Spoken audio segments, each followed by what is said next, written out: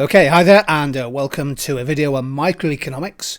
The concept of resource scarcity is explored in this short revision video, and we're going to focus in particular on water scarcity and water stress.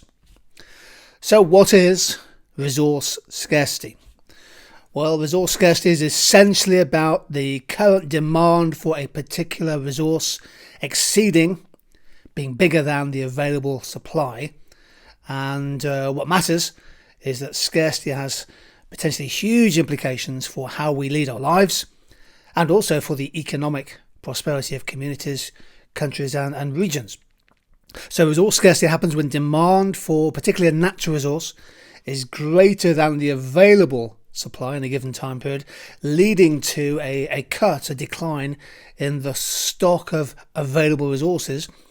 And of course, this can eventually lead to unsustainable economic growth and also potentially high levels of inequality because as a resource becomes more scarce, the price tends to go up and therefore makes it less affordable for those who are least well off.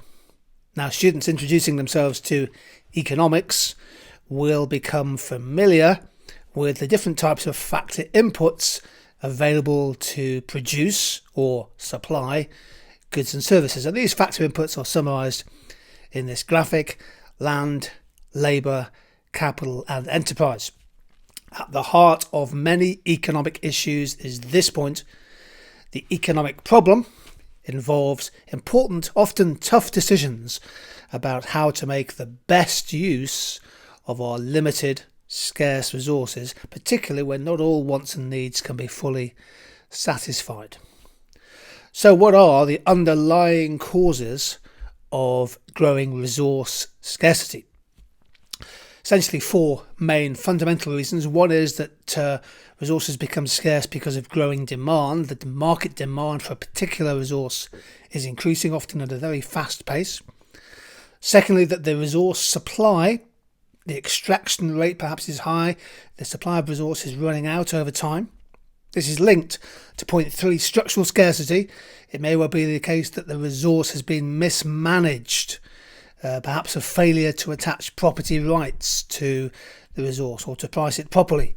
And if the resource is mismanaged in the long term, the available supply can be cut. There's a degradation of the resource. And the other issue is that there is no effective affordable substitute that is yet being developed for a particular resource. Just going to focus a little bit on demand-induced resource scarcity. Again, lots of reasons behind this, one of which is population growth. Countries' population might be rising at a particularly quick rate, both either natural growth or aided by migration flows. And as the population gets bigger, then this puts increased pressure on natural resources, particularly water scarcity and water stress in fast-growing urban areas. Increasing prosperity, shown by an increase in real per capita incomes, can also lead to increased ownership and use of resource-intensive consumer durables. A good example we'll look at in a second is the mobile phone. And advances in technologies and the economies of scale of massive scale production bring down the price of those consumer durables and make them more affordable. More people can then use them. Mobile devices in particular, of course, tens of millions, hundreds of millions now bought and adopted globally. So here's a really good example. If you have your mobile phone to hand, the raw materials, the scarce raw materials used in the manufacture of mobile phones come from a variety of minerals. So lithium and cobalt and manganese are used to make phone batteries. I think the mobile phone screen typically is made up of indium and tin. The processor of a phone is made from pure silicon, and so on and so forth. This is an excellent graphic on the periodic table of elements and how many go into your mobile phone. Well, crucially, with resource scarcity, the whole issue of sustainability of our natural capital comes into focus. Here's a quote from the Financial Times, August 2020. Damage to ecosystems, including forests, grasslands, coral reefs, and the associated loss of biodiversity. Now, that damage could drain nearly $10 trillion from the world economy by 2050, according to an important global futures report from the Worldwide Fund for Nature. Definitely worth having a look at that if you want to check that one out. And there's also something called Overshoot Day. Earth Overshoot Day marks the moment in the year when all humans on Earth for this year have already used up more natural resources than essentially nature can replenish annually. So emissions of, resources like wood and fish, the use of land for crops, all those kind of things are some of the items encountered when calculating Earth Overshoot Day. And in 2020 it came on the 29th of July, whereas in the previous 8 years it had happened in August. The world is not enough. The United States, Australia, Russia and Germany leading the way in terms of overusing their relative share of resources.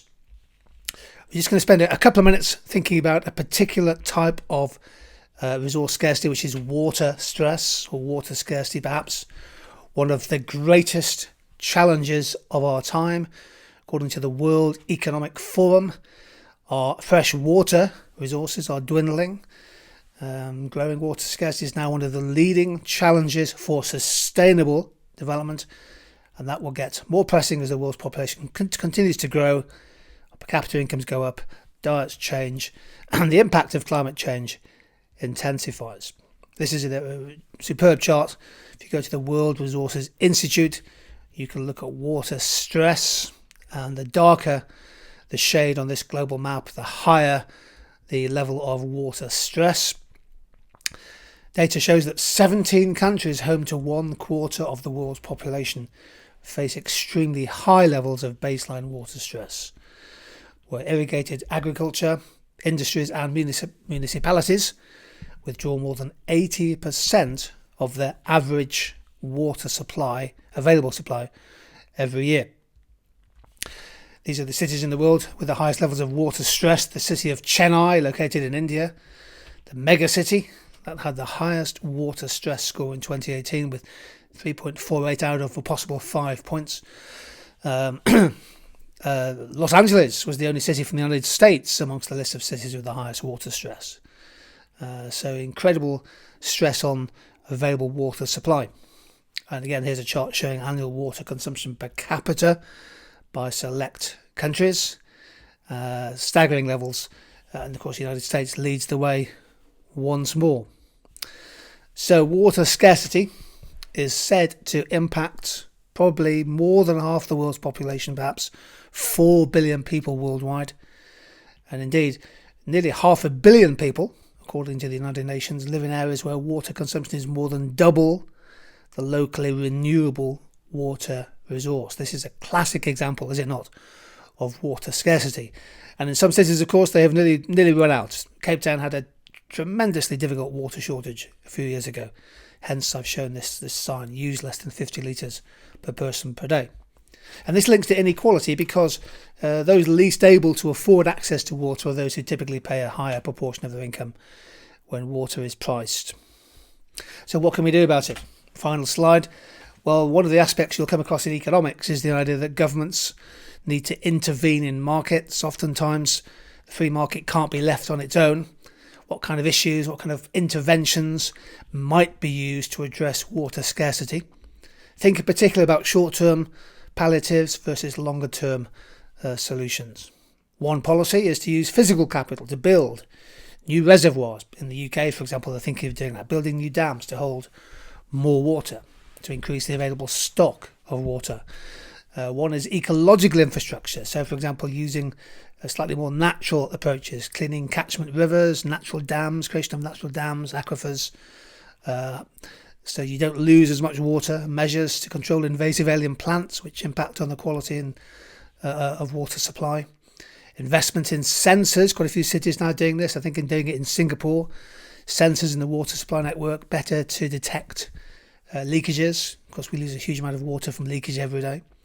Sometimes the government might step in by charging more for water, a water tax, charging households and businesses, maybe a water quota, perhaps the adoption of more water meters at all levels.